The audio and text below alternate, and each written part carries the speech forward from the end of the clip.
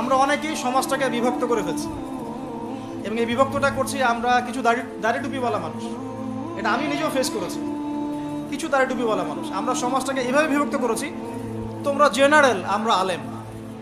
তোমরা জেনারেল, তো you have come from general background, আর আমরা এসেছি ফ্রম মাদ্রাসা ব্যাকগ্রাউন্ড। এভাবে অনেক সময় আমরা সমাজটাকে বিভক্ত করে ফেলছি। এটাতে কি হচ্ছে, জেনারেল আর এটা কন্ট্রাডিক্টরি সৃষ্টি হচ্ছে, কনফ্লিক্ট তৈরি হচ্ছে একটা। এভাবে ডিল করা, ট্রিট করাটা মনে হয় ঠিক হচ্ছে না। বরং আমাদের উচিত যারা জেনারেল লাইনে পড়াশোনা করেছে দীর্ঘদিন, তাদেরকে একটু বুকে টেনে নেওয়া। আদারওয়াইজ আপনি তাদেরকে দিন ওইভাবে শেখাতে পারবেন না। মদিনার সবচেয়ে গরিব সাহাবীর নাম বেলাল রাদিয়াল্লাহু তাআলা আনহু। লজ্জাস্থানটা ঢাকার কাপড় ছাড়া তার কিছু ছিল না। ওই বেলাল রাদিয়াল্লাহু তাআলা আনহুকে ডেকে বিশ্বনবী বললেন, আনফিক ইয়া বেলাল, ও বেলাল তুমিও আল্লাহর রাস্তায় দান করো।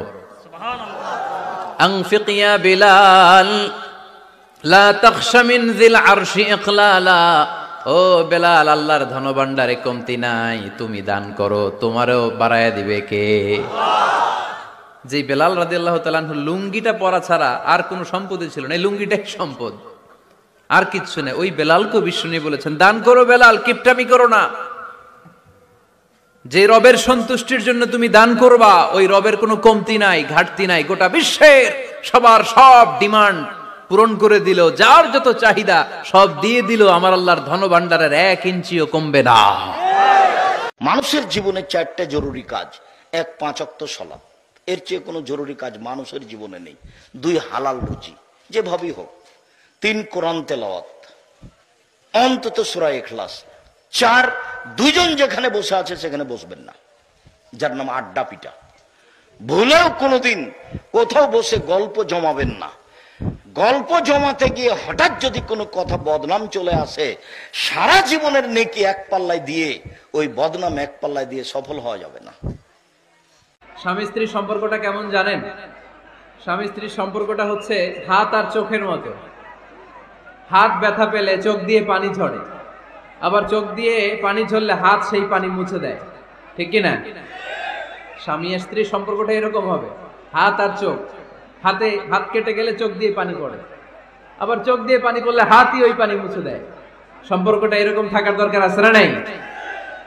এজন্য বাপ, আপনারা বারবার যারা বয়ান শুনতে আসছেন, আপনারা ভাগ্যবান, আপনারা ভালো মানুষ। যুবক তোমরা ভালো মানুষ, বাবারা আপনারা ভালো মানুষ। এজন্যই আপনাদেরকে আল্লাহ সুযোগ দিছে। আল্লাহ চায়, এটা বিশ্বাস করেন, যারে আল্লাহ কোরআন শোনার মজলিসে আনছে, আল্লাহ যেন চায়, বান্দা আমি তোরে জান্নাত দিতে চাই রে, এই জন্য না বয়াইলাম রে, তুই মিস করিস না। দেখ তোরে আমি ভালোবাসা আনছি রে, তুই আমার এই আবদার ফিরাই দিস না, আমার এই সুযোগ ফিরাই দিস না বান্দা। আর কিছু কিছু মিডিয়ার কাজ হচ্ছে মানুষকে আতঙ্কিত করা। আজকে কয়টা মরলো, আজকে কয়টা আক্রান্ত হলো, আজকে কয়টা কি হলো। মানুষের সাইকোলজিক্যালি এমন, মানে মাইন্ডসেটটা তৈরি করা হচ্ছে এমন যে ভয়, আতঙ্ক। কেন ভাই, মরবেন না কখনো? সতর্ক থাকার নাম কি এরকম করা? সারা বিশ্বের মানুষকে ভয় দেখিয়ে আতঙ্কিত করে ফেলা হচ্ছে। আর ওইদিকে দেখেন, যাদের যুদ্ধ করার যুদ্ধ করছে, যাদের যা কিছু করার তাই করছে। সারা ওয়ার্ল্ড অ্যাফেয়ার্স কি থেমে আছে?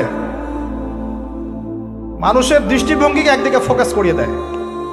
আমরা বলছি না যে ভাইরাসের অস্তিত্ব নাই, কিন্তু আল্লাহর চেয়ে বেশি ভয় তাকে করতে হবে কেন?